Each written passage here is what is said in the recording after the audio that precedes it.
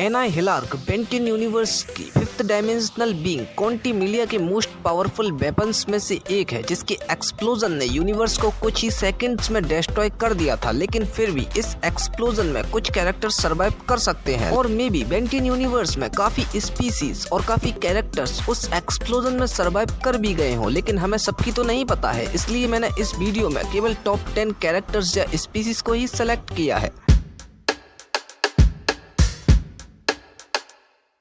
Number 10 all बेंटेन्स और Ben Ten thousands यानी कि फ्यूचर बेंटेन्स। अब देखो यार, इनके पास कई ऐसे एलियंस हैं जो कि एनाहिलार्क एक्सप्लोजन में सरवाइव कर सकते हैं, तो इनके लिए भी सरवाइव करना कोई बड़ी बात नहीं है। अब नेगेटिव बेंस के पास उतने एलियंस तो नहीं होंगे जितने कि प्राइम टाइमलाइन बेन के पास या अदर पॉजिटिव पर्सनैलिटी वाले बेंस के पास है, लेकिन उनके पास कोई ना कोई एलियन होगा ही जो उन्हें इस एक्सप्लोजन से बचा सकता है। और फ्यूचर के बेंस को काफी माइंडेड दिखाया गया है, यानी कि बेंटेन थाउजेंड काफी माइंडेड पर्सनैलिटी के होते हैं, इसलिए वो किसी भी एलियन का यूज करके जो उस एक्सप्लोजन में सरवाइव कर सकता है खुद को सेव कर सकते हैं। Number 9 Dagon. अब क्योंकि डैगोन अपने प्राइम टाइमलाइन के डायमेंशन से नहीं है, वो एक डिफरेंट वर्ल्ड डिफरेंट डायमेंशन से है, तो उस पर एनाहिलार्क एक्सप्लोजन का कोई इफेक्ट होगा ही नहीं क्योंकि वो एक डिफरेंट डायमेंशन में रहता है। एंड सेकंड पॉइंट, डैगोन का एक्सिस्टेंस पावर है, यानी डैगोन एक एनर्जी है और एनाहिलार्क एक्सप्लोजन भी एक पावर एनर्जी ही है, तो मुझे नहीं लगता है वो डैगोन पर कोई इफेक्ट होगा। डैगोन एक इमोर्टल लाइक बीइंग है क्योंकि यार इसे मारा नहीं जा सकता है, इसे एब्सॉर्ब किया जा सकता है, किसी न किसी तरह से इसका यूज किया जा सकता है, लेकिन इसे मारना काफी ज्यादा इम्पॉसिबल सा ही है। इसलिए डैगोन के लिए भी एनाहिलार्क एक्सप्लोजन में सरवाइव करना कोई बड़ी बात नहीं है। नंबर 8 फीडबैक यानी कि कंडक्टोइड स्पीसीज, जो कि काफी ज्यादा ऑसम और पावरफुल है। मुझे नहीं लगता है मुझे कुछ बताने की जरूरत है क्योंकि क्वांटिमिलिया के सामने उनके मोस्ट पावरफुल वेपन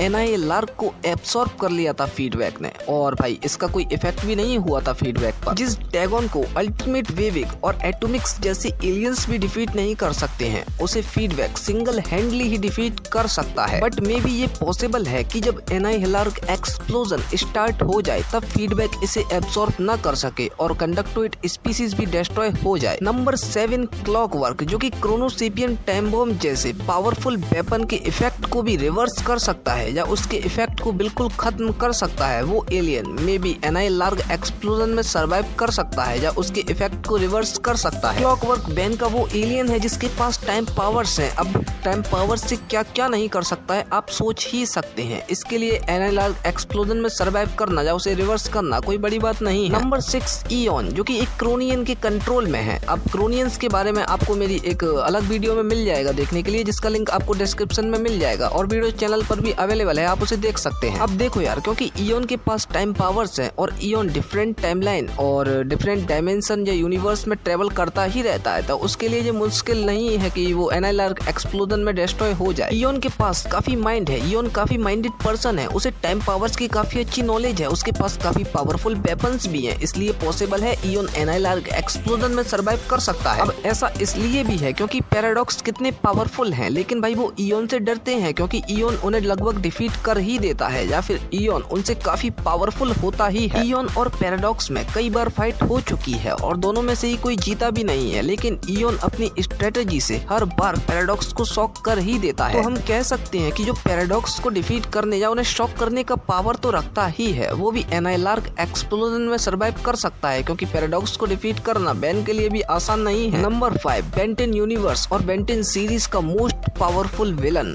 माल्ट्रुएंट, जिसके पास टाइम पावर्स हैं, जो एक क्रोनोसेपियन होने के बावजूद क्लॉकवर्क से कई गुना पावरफुल है क्योंकि क्लॉकवर्क और अपग्रेड के फ्यूजन को इसने डिफीट किया है। ये फ्यूजन तो कुछ नहीं है, बेन के 2 सबसे पावरफुल एलियंस एटॉमिक्स और एलियन एक्स के फ्यूजन तक को इसने बड़े आराम से डिफीट किया है, वो भी सिंगल हैंडली। और ये बात तो आपको भी पता है कि माल्ट्रुएंट से कई कैरेक्टर्स फाइट कर रहे थे फ्यूचर में, लेकिन माल्ट्रुएंट ने एटॉमिक एक्स के साथ उन सभी को भी डिफीट कर ही दिया। माल्ट्रुएंट के लिए एनाहिलार्क एक्सप्लोजन में सरवाइव करना या फिर उसे रिवर्स करना करना बिल्कुल भी बड़ी बात नहीं है, वो आराम से ये सब कर सकता है। नंबर 4 प्रोफेसर पैराडॉक्स, जो कि लगभग इमोर्टल बीइंग है, क्योंकि यार इन्हें मारना बैन के लिए डिफीट करना भी काफी ज्यादा डिफिकल्ट है। प्रोफेसर पैराडॉक्स डिफरेंट टाइमलाइन में रहते हैं, इसलिए एनाइलार्ग एक्सप्लोजन जो टाइमलाइन है उसका इफेक्ट इन पर पड़ेगा ही नहीं, और वैसे भी ये एनाइलार्ग एक्सप्लोजन में सर्वाइव करने के साथ उसे रिवर्स भी कर सकते हैं। और मैं आपको बता दूं ये ऑफिशियली कंफर्म भी है कि जो पैराडॉक्स है वो उन कैरेक्टर्स में से हैं जो कि एनाइलार्ग